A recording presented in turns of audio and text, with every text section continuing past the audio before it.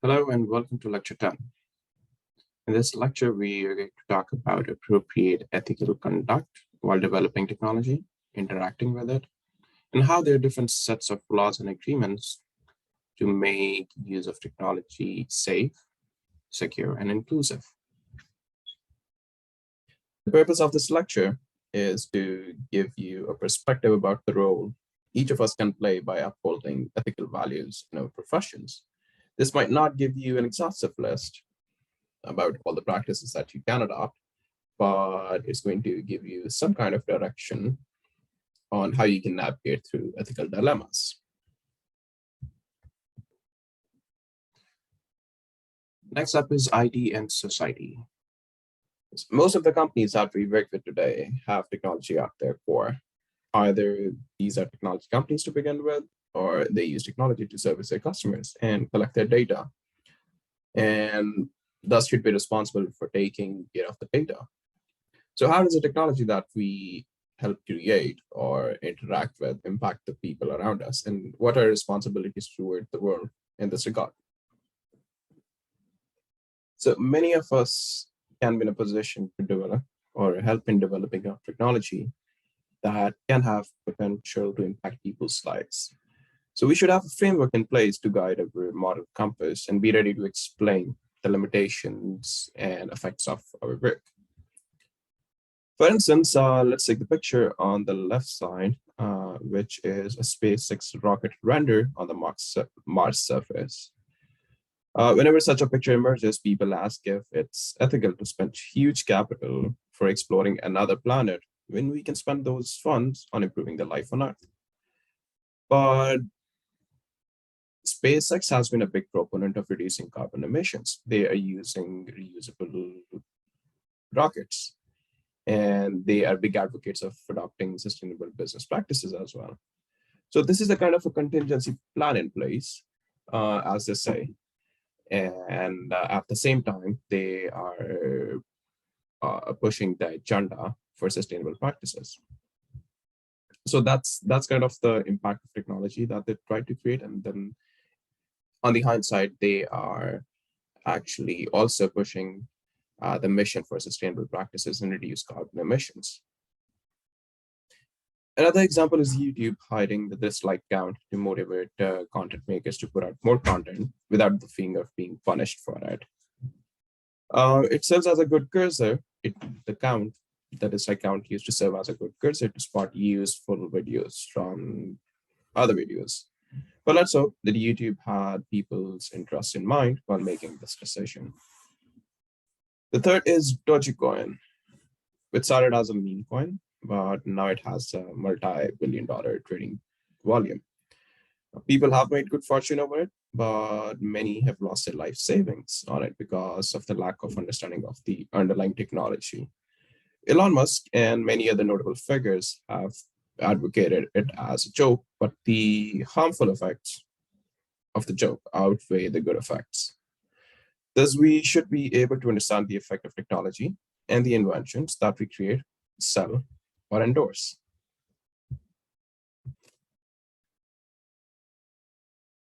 So better late than never. Here's a definition of the ethics.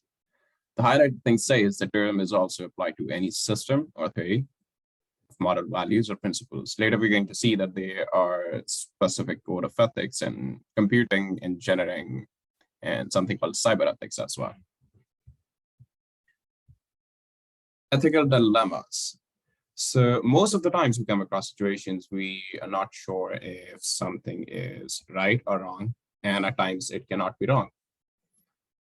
For instance, this is a very common example of a trolley. Do you decide on hitting one person, or do you decide on hitting 5% if you are the one driving? So there are two possible kind of theories to it. One of them is called foreseeable consequences, and one of them is intended consequences.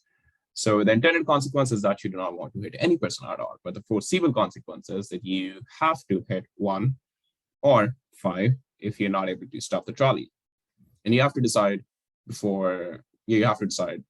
very quickly. So these are ethical dilemmas, and this is just one situation. You can read about this article, by the way, here. And there is another link, a Reddit post, where people actually mentioned the ethical dilemmas they faced in their workplace. And there is a very nice example here. Some engineer, electrical electronics engineer, actually shared something which he has on his wall. This is an extract from his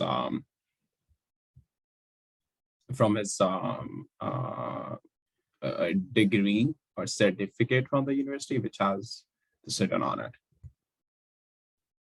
So let's look at the highlighted part. It says, as an engineer, I pledge to practice integrity and fair dealing, tolerance and respect, and to uphold devotion to the standards and dignity of my profession, conscious always that my skill carries with it the obligation to serve humanity by making the best use of Earth's precious resources. So this thing about sustainability. Then it says, as an engineer, I shall participate in none but honest enterprises. When needed, my skills and knowledge shall be given without reservation for public good. In the performance and duty and infidelity to my profession, I shall give the utmost.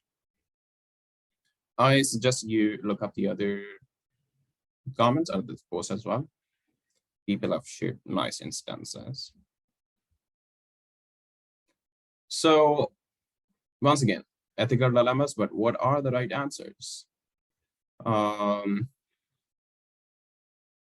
Somebody made a tweet about it, that I made a TikTok about the trolley problem-based MIT model machine. The brakes are out on a self-driving car. Should it continue and hit these people, or serve and hit these people? And a common response is, if you do it right, you can actually hit all of them. So there are no, once again, there are no right and wrong answers. But how should you actually how should you actually guide your moral compass then? So there's an idea called utilitarianism, which entails what is the best for the highest number of people. So again, about the trolley problem, should you hit 5 on one person? The right answer actually should be none. But if you can stop it, minimize the damage. And there's another theory on rights and duty ethics, which entails that if you, let's say, if you have the right to live, I have a right to not certify a product that can kill you. So respect the right of others as you would expect others to respect you.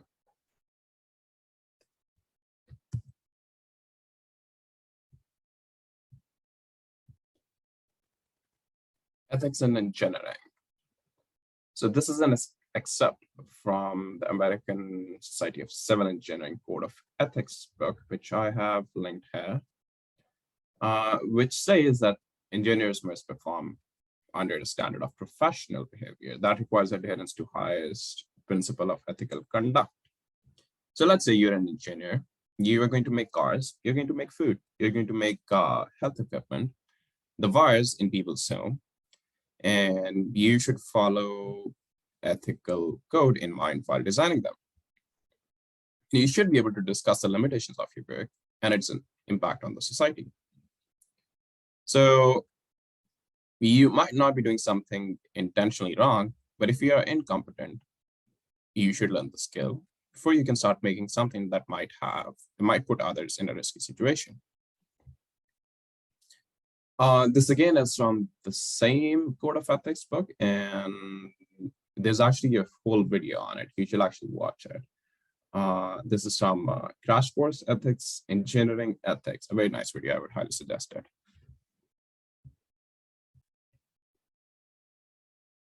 So as per the ethics, Code of Ethics in American Society of Engineering, there are 8 fundamental kind of covenants for engineering, ethics and engineering. The first one is hold safety paramount.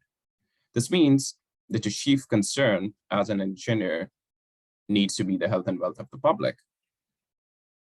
The rule goes on to say that, let's say, you should not approve the design that are not determined to be safe and conform with accepted engineering standards. The second one is service with competence, which means that you should only work in areas that you're skilled in. If you're not, let's say, an electrical engineer, you shouldn't be messing with the wires in the building. Just by the way, short circuit is one of the major causes of building fires. So that's a major concern there. The third states that you should always issue a truthful statement. So basically, don't lie in situations where other people's safety is at risk.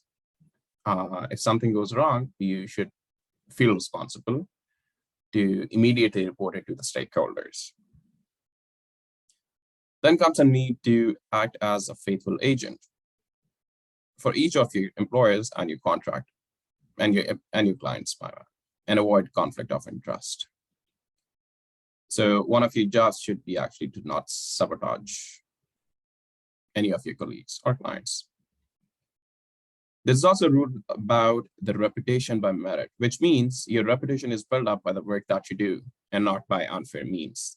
That goes hand in hand with the requirement to uphold professional honor, which means that you should act with integrity and have zero tolerance policy for bribery, fraud, or any sort of corruption. The seventh rule is to continue professional development. And it's one of the most important for long-term growth of society and engineering field. You need to not only foster your development as an engineer, but also to other engineers and your field as well. And you always need to report what happens no matter the consequences. And finally, treat all people fairly, which I think is just a good mantra for life as well.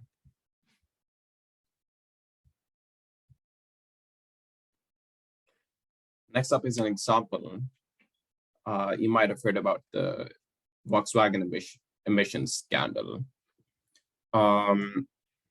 So engineers at Volkswagen developed a device that enabled the cars to evade US pollution rules. And the driver who actually developed the technology was sentenced to prison for more than 3 years and was ordered to pay $200,000 in fine. And the company, Volkswagen, agreed on spending more than $25 billion for addressing the US claims, plus addressing the environmental damage that it had caused by deceiving authorities for over a decade. So they used their brains to develop something ingenious, but for unethical means.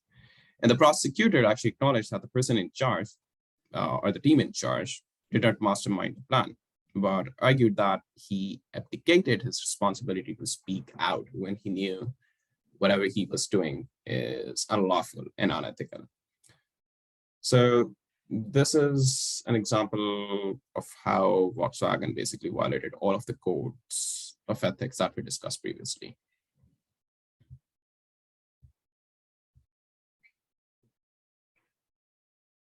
Next up is Cambridge Analytica scandal, which actually served as a turning point on the debate on privacy.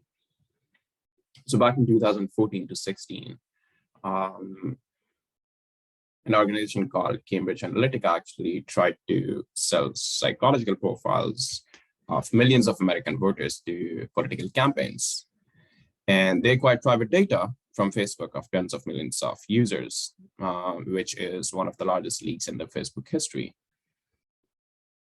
And the lawyers actually, the counsel, the legal counsel at Cambridge Analytica actually informed the board of directors that they are violating the American election laws. So many parties were involved in this, in trying to do something which was unlawful, unethical, manipulative, not just for the election campaigners, but also to the voters. But this in turn actually started a huge debate on the privacy when the Mark Zuckerberg and other big tech CEOs were actually summoned by the government officials to answer about how they are protecting the identities and the data of their users. And the link is actually here, and you should definitely read about it.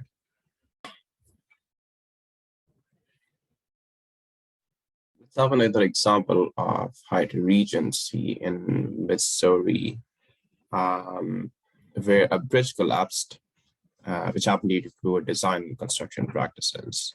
So about a year after the hotel opened, the walkway collapsed and killed over 114 people and injuring more than 200 people. And in terms of the lives lost, it was one of the most devastating structural failures in the US history. And the investigation that ensued revealed that a formal review of the design never happened, and the strength calculations were never performed, and work was subcontracted. And the engineers on record put their seal on the design without personally checking everything. And this could totally have been avoided if only they would have followed the engineering codes of ethics. So the engineers actually involved were suspended to practice engineering in construction industry for over 3 years. But this could all have been preventable. 114 lives lost.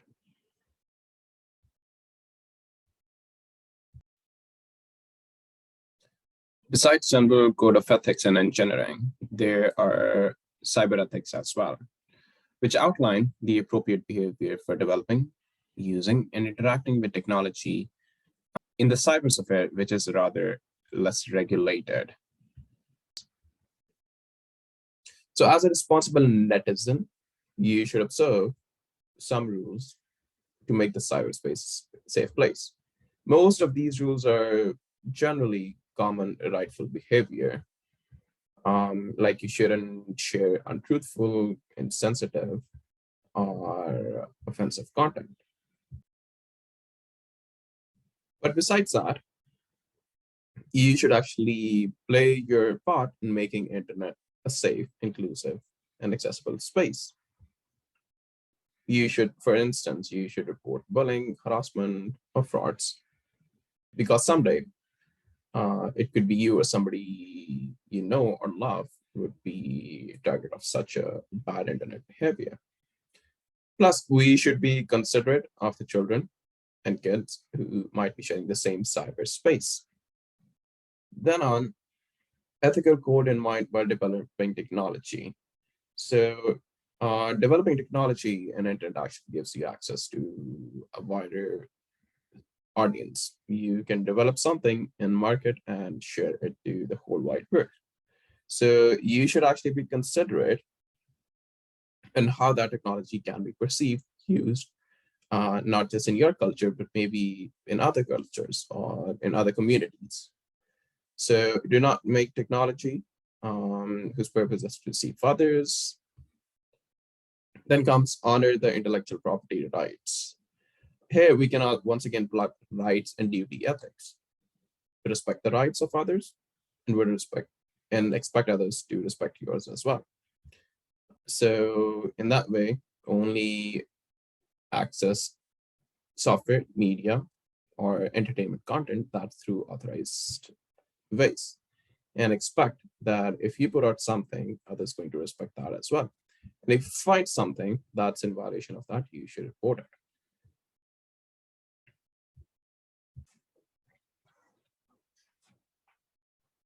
Concerns in cyber ethics. This is not an exhaustive list. Every issue that affects a community or a group should actually be a concern. But let's just discuss about privacy, safety, and freedom of speech in this lecture. So let's talk about privacy in some detail.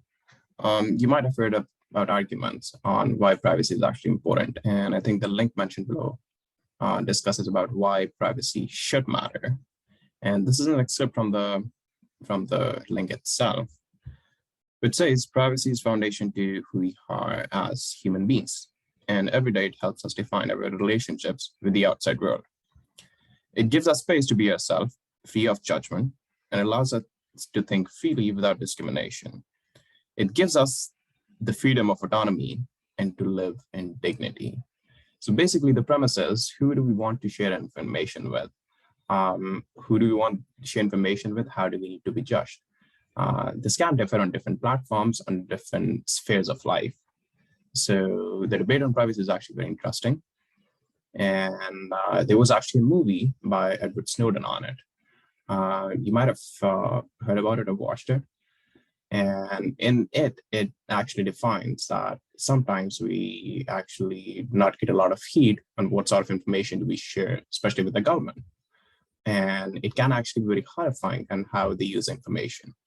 So later on, we're going to discuss about the privacy laws and different covenants in place in order to protect our data and how it's used and processed.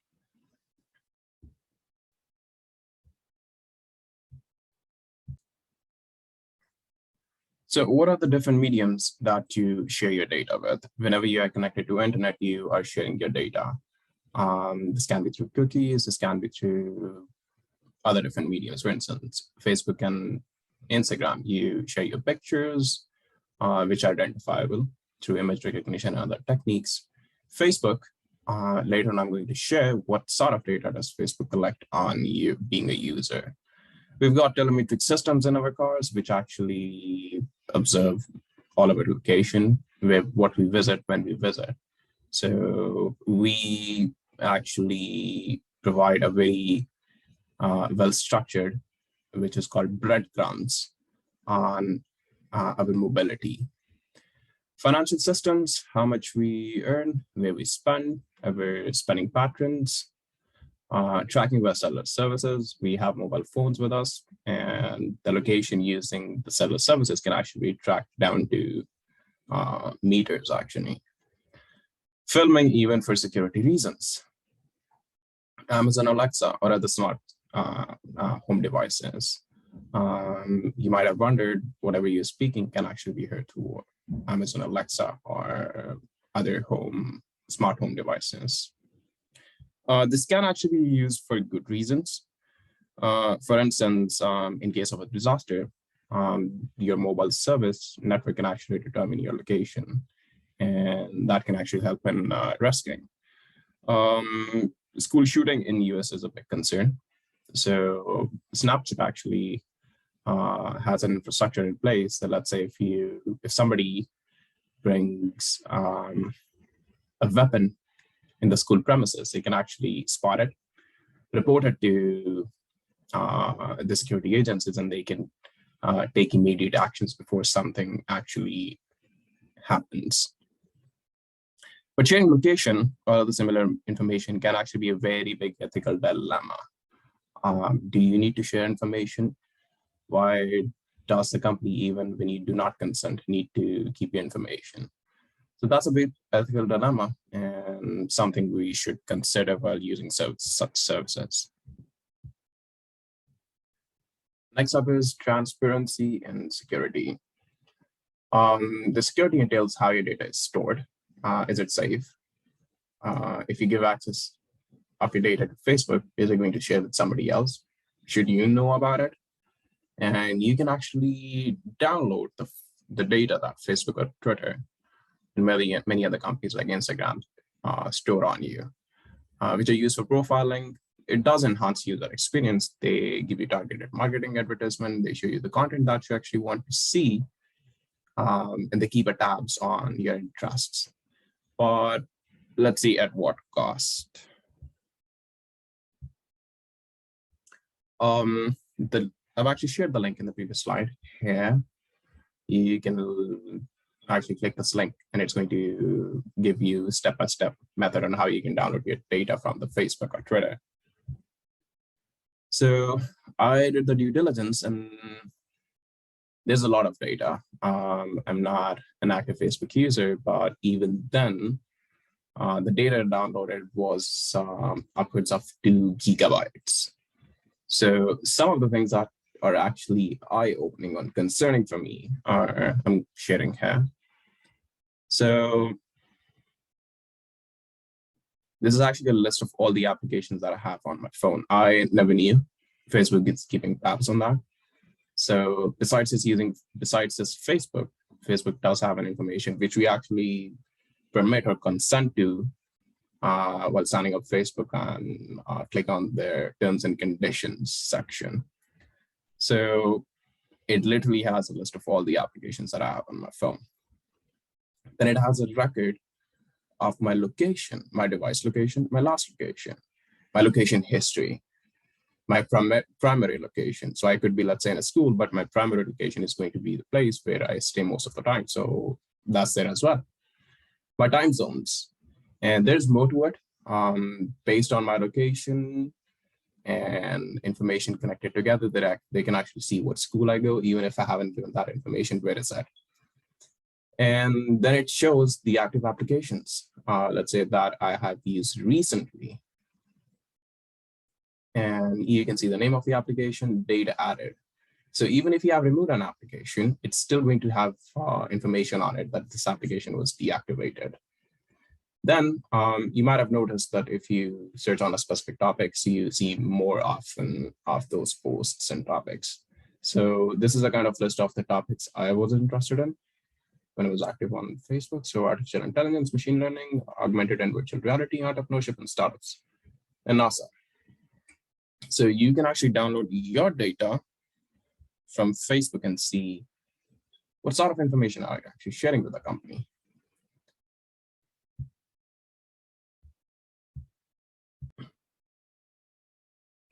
So here we are looking at Instagram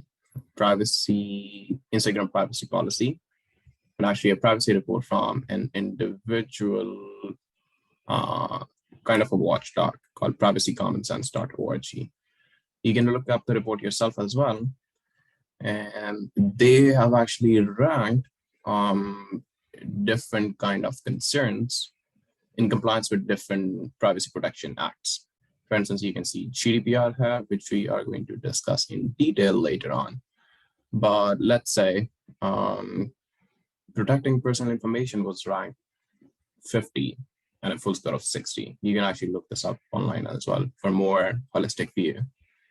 But seems like even Instagram aren't doing a very good job in protecting our identity and our data that we actually believe is done rightfully.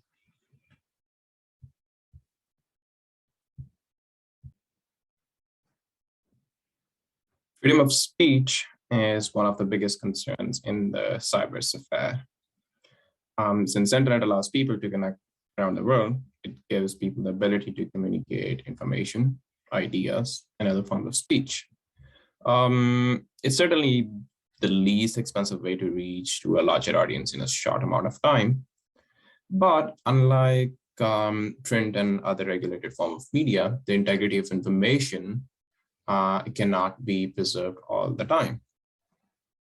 And freedom of speech on connected internet is tricky because sometimes the information that's being shared could be untruthful to one community or group of people and might be appeasing to the others.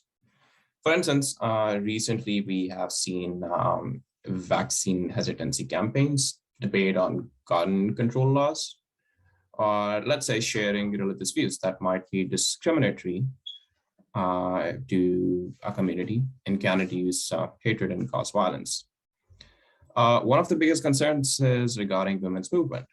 Let's say in the Me Too movement, have tried to worsen concerns through internet as a last resort, but have faced widespread and oftentimes targeted online harassment. Policies are there, which we're going to discuss in the coming slides. Policies are there to report harmful content, and the reported cases are oftentimes reviewed by computers and other times by professionals. And government and organizations have tried to create laws and policies which help people to make ethical decisions about how to use internet. But it's a very gray area. The effects are far-reaching, quick, and the remedies to these policies are often do not seem to be much effective.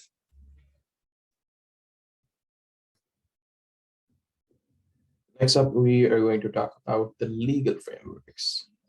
There are user agreements that you enter into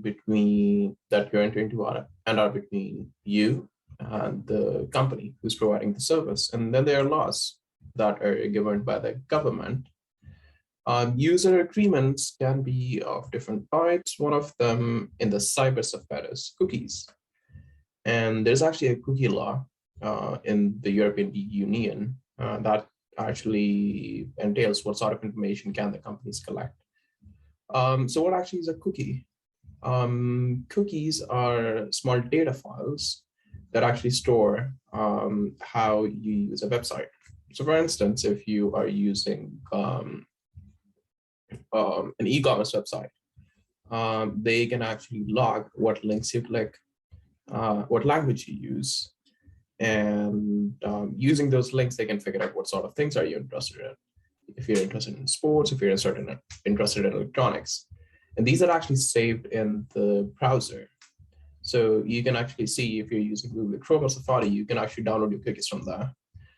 And the cookies that are stored from one website can be used on another website as well.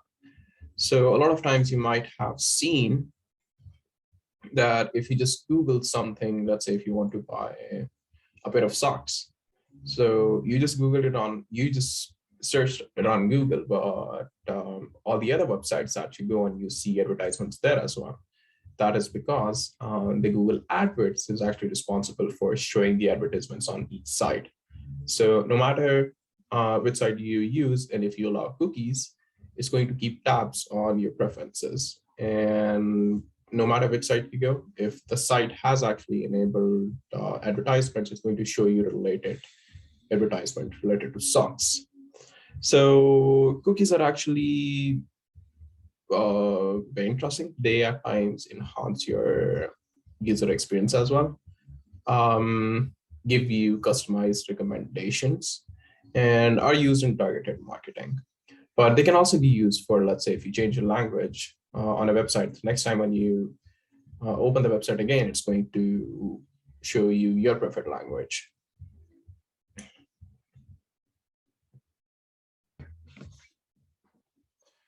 The other type of user agreements are the term and conditions that you sign or approve while signing up on a service or downloading or installing the software. What do they say? So briefly, they tell you what sort of data are they going to collect, how is the data going to be used, if they're going to share the data with some third party, if they're going to use your data for, let's say, marketing, for sending you recommendations, and what can you do to get your data erased? How can you access your data yourself? And what if the data is not correct? How can you get it corrected? And then there are other things about how to responsible ways to use a service, who's going to have ownership of the data that's being collected. If the service is paid, it can also mention what sort of charges are going to be incurred, and on and on. Now, interestingly, there's a report that I've linked below that says only 1% of the people actually read the terms and conditions, mostly because it's just a lot of text in font of size 8. But there are other regulations from the government, especially in GDPR, that actually entail that things that are actually of importance, let's say about what sort of data is going to be collected, are going to be highlighted separately, and people have to opt in rather than voluntarily opting in, which we are going to see in the coming slides.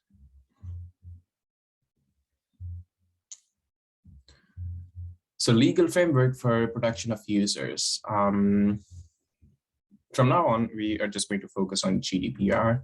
However, there are other protection laws like European Copyright Act, public access to information laws, and camera surveillance laws. But most of these aspects are also covered in GDPR. GDPR is a very expansive set of rules and regulations, which are actually for the compliance in different industries, different types of industries, different scenarios. So why are the companies bound to protect the users by the government? So interestingly, even though they have their terms and conditions in place, but some of the terms and conditions might be in violation of your civil rights. Some of the terms and conditions might be in violation of how the government wants to conduct business. Some of the terms and conditions might be about competition. And there's actually a cheat sheet of antitrust cases against big tech that you can actually look at. And there's a big list of it.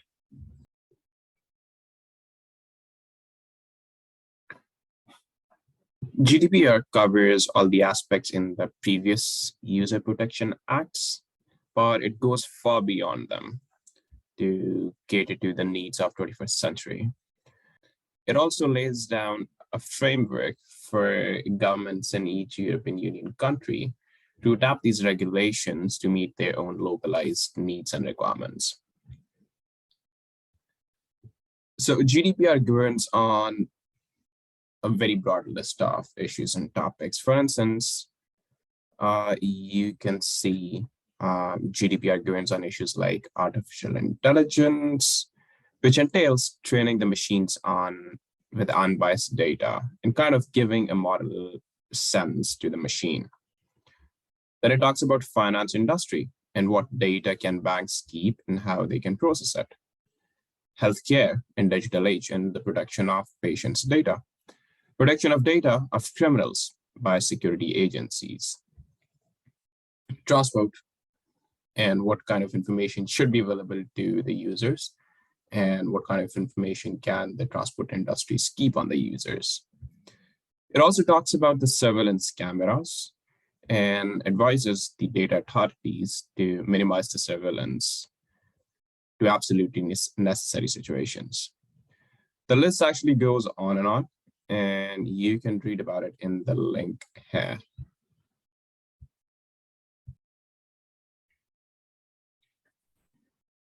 When GDPR came into effect in 2018, it was a major update to the previous Data Protection Act that was called European Data Protection Law. The new regulation gives individuals much greater control over how organizations process or control the process of their personal data. Personal data consists of information such as names, location, your email addresses, your health records, and photos, to name a few. And essentially, it's anything that can identify a living human being. Failing to comply with GDPR requirements will leave the organizations open to considerably higher penalties than before, which can go up to 20 million euros or 4% of their annual global turnover, whichever is greater.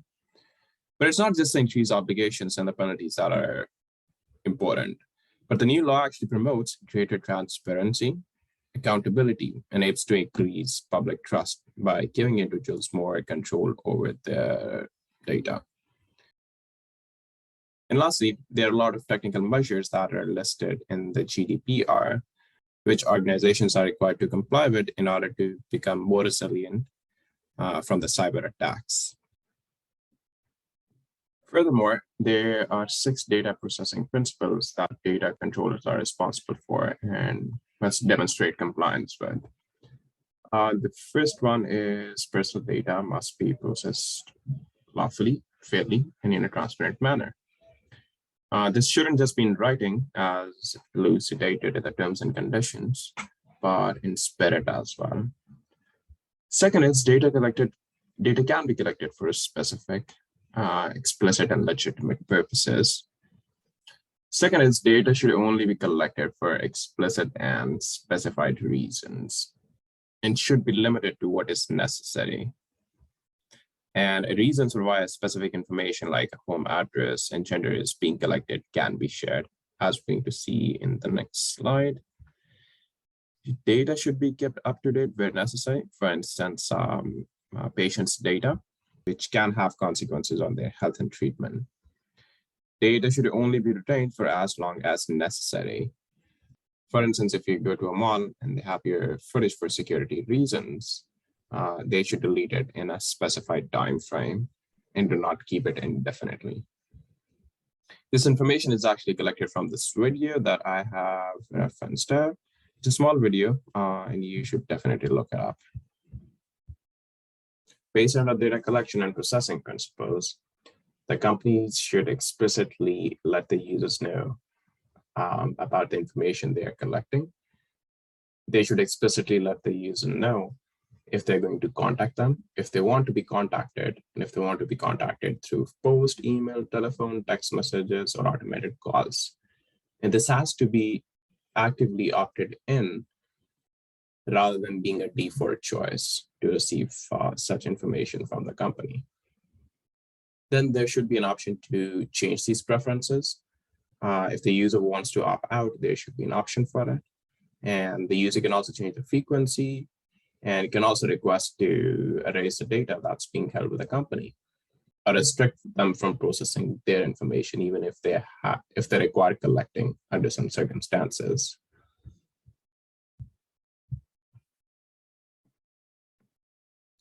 GDPR also defines a legal basis for collection and processing of data. There must be only one legal basis for processing at a time, and the legal basis must be established before the processing begins. Under GDPR, organizations cannot establish the legal basis after processing the personal data. And at all times, an organization must be able to demonstrate when and how a data subject provided consent or executed a contract. There are some special categories, which include religion, ethnicity, sexual orientation, and health data, which have unique legal basis for processing. Choosing which legal basis is appropriate for processing activities is incredibly important. If a wrong legal basis is chosen, it could result in unlawful processing, non-compliant response to data subject rights, and inadequate organization and technical data processing control.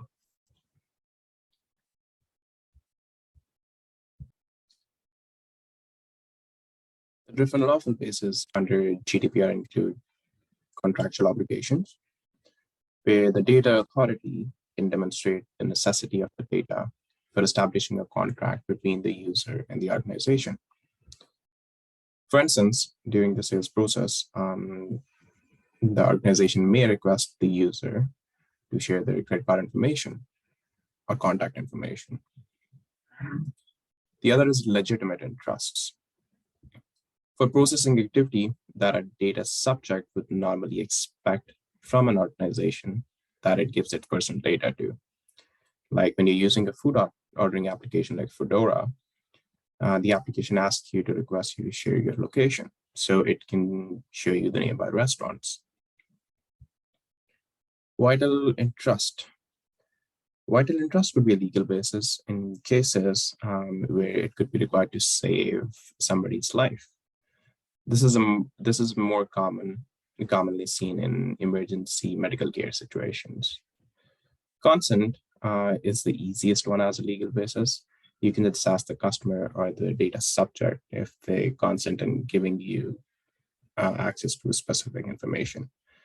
Consent must be freely given and very clearly asked, and it should be as easy to withdraw. So organizations need to be careful when using consent as a legal basis because they need framework for the consumers to withdraw the consent as easily as they can give it. Legal requirements. This can be a legal basis for processing activity, such as asking you gender in an employment contract to maintain workforce diversity requirements. Public interests. This is the legal basis with which the government entities keep a record of your data. For instance, keeping a record of your vaccination status these days to analyze the supply and demand of health facilities in an area. All in all, this is a very interesting topic. I would highly recommend reading more on it in the link below. And it's going to give you a perspective on why every time you'd ask information, you have an idea why could this be used for. And you can actually ask for the legal basis if you're not clear why a specific information is being asked. GDPR also suggests data authorities to equip themselves with appropriate technical and organizational measures to protect users' privacy and their data. Based on the type of data an organization collects, it needs to ensure the security of the data from cyber attacks, and it needs to make sure only the authorized personnel are able to access it. Technical measures that a company can take may include using firewalls, virus protection, using safe and secure third-party softwares and services, access logs to have a transparency in who's accessing the information, encryption of the data, to say the least. It can also include securing access to any offices or buildings that house technical infrastructure. Similarly, organizational measures may consist of internal policies, controls, and audits. Awareness and training of the personnel is also a great method to ensure consistency in protection of personal data during the full cycle of processing.